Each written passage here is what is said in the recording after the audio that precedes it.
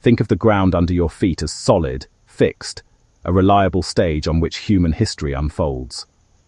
Now realize, sometimes that stage can betray you. What if the earth you trust as stable suddenly shifts, tilts, cracks, in an instant tearing apart cities, reshaping landscapes, and rewriting human history? Earthquakes aren't rare quakes on a cartoon map. They are manifestations of colossal stresses deep inside Earth, forces that have toppled civilizations, triggered tsunamis and changed climate patterns. If you want to truly understand our planet, its hidden tensions and its power to reshape the world, then you must understand earthquakes. Stick with me, and you will discover how and why they occur, what makes them deadly, and how that knowledge matters, whether you study geology, plan travel, live in a risky zone, or just care about the fate of our world. Earthquakes are not random explosions. They are the result of slow, relentless geological pressure building over decades, centuries, or millennia. The outer shell of Earth, the lithosphere, is fragmented into giant slabs known as tectonic plates. These plates drift slowly over the more malleable layer beneath them. Where these plates meet, at boundaries, the real drama unfolds. Plates may collide, pull apart, or grind past each other. Often, rough and irregular surfaces along the plate edges lock together because of friction. As stress builds, rocks deform gradually, storing elastic strain energy. Eventually, the strain exceeds the strength of the rocks. They snap, the locked plates slip, and energy is released in a sudden burst as seismic waves that ripple through Earth's crust. This rapid release, described by the elastic rebound theory, is the fundamental trigger of tectonic earthquakes. Although most earthquakes occur along the edges of plates where their boundaries lie, some occur within a plate, far from boundaries, when localized weaknesses in the crust give way under stress. These intraplate quakes are rare but possible. Not all plate boundaries, and not all earthquakes, are the same.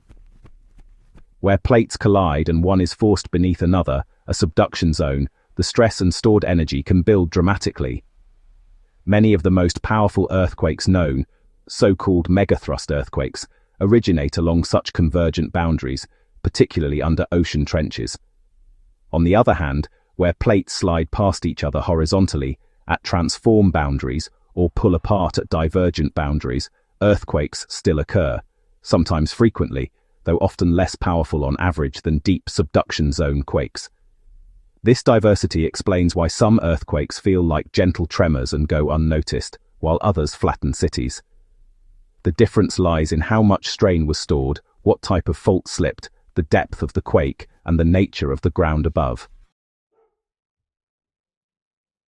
So, when a quake happens, the energy released actually travels as seismic waves. Some of these waves move through Earth's interior, while others travel along the surface, and it's those ones that often cause the worst destruction. But it's not just the shaking.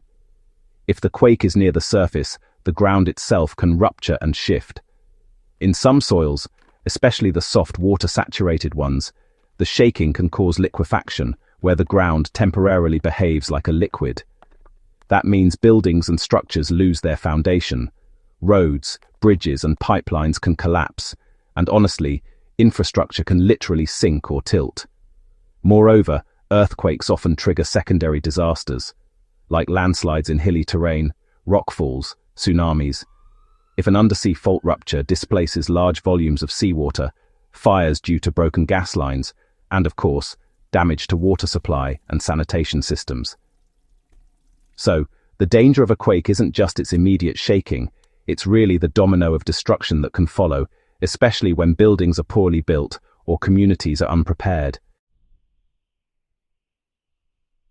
The most earthquake-prone zones on Earth actually correspond with tectonic plate boundaries. Roughly 90% of earthquakes, and the largest ones, happen along the belt known as the Pacific Ring of Fire, which is this sweeping arc around the Pacific Ocean where many of Earth's plates meet. Another active belt runs through the Himalayan Mediterranean region and across parts of Asia and southern Europe, sometimes called the Alpide Belt, and that contributes a significant portion of global seismic energy release. But seismic risk isn't just limited to those belts. In regions like the East African Rift, including parts of Kenya, the crust is slowly being pulled apart, which generates normal fault earthquakes. Even if such quakes might be less dramatic than the megathrust events, they still matter, especially in areas where infrastructure is vulnerable or poorly prepared. So, understanding where fault lines lie and what kinds of faults dominate your region, whether it's subduction, strike slip, or normal faulting, is absolutely essential to evaluating real earthquake risk. For researchers or history buffs out there, mapping known fault zones and seismic belts against human settlement patterns or historical sites can actually reveal why certain cities rose or fell, why some regions were repeatedly destroyed, or even why populations migrated. It gives context to cycles of destruction and rebuilding, or to those strange disappearances of civilizations. Now, for travelers or residents in seismic zones, knowing the local tectonic setting, fault types, typical seismic activity, soil type, really helps you assess risk. If you live on soft soils near a fault, you should prepare for liquefaction. If you're near a subduction zone under the sea, tsunamis may be a major risk, so always have escape routes planned. For survivalists or preparedness planners, understanding earthquakes is not just abstract, it's directly actionable. Learn safe house building techniques like proper foundations and seismic-resistant design. Know your local fault maps, spot ground fissures or unusual cracks, prepare emergency kits and plan evacuation routes. And for storytellers, geographers or documentarians, earthquakes should be presented not as random tragedies, but as part of Earth's ongoing tectonic drama. Forces shaping mountains, valleys, fault scarps, rift valleys. Forces that influence human societies, migrations, destruction, and rebirth. Earthquakes are honestly among the most relevant and powerful natural phenomena shaping our planet, not just occasional disasters, but the deep time engine of reconnection, reshaping, and ruin. Understanding how and why they happen, what kinds of hazards they pose, and where they are likely to strike, is not really optional for a serious student of Earth's geography or human history. It's essential. If you found this guide useful and want more deep dive content on geology, Earth history, natural hazards, and survival-aware geography, make sure to subscribe for more. And share this with fellow geography buffs, history fans, researchers, or anyone who cares about understanding the ground beneath their feet.